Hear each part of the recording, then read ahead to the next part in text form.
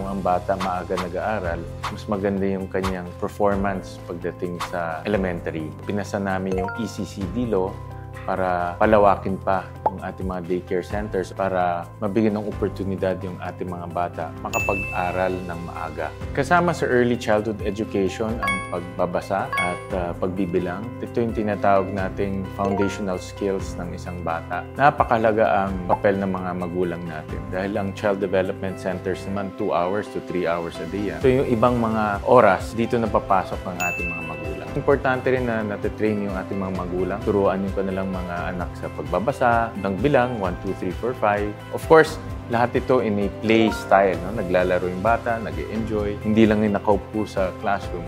Importante rin na nag-e-enjoy yung bata sa pag-aaral. Malaki tiwala ko dito sa bagong Early Childhood Care and Development Law kung saan ang local government units natin ang in charge na sa pagpapalawak ng mga child development centers. Dahil dito, sa batas na ito, mas magiging malawak na ngayon ang ating early childhood education at mas matututukan na yung mga pangangailangan ng mga bata.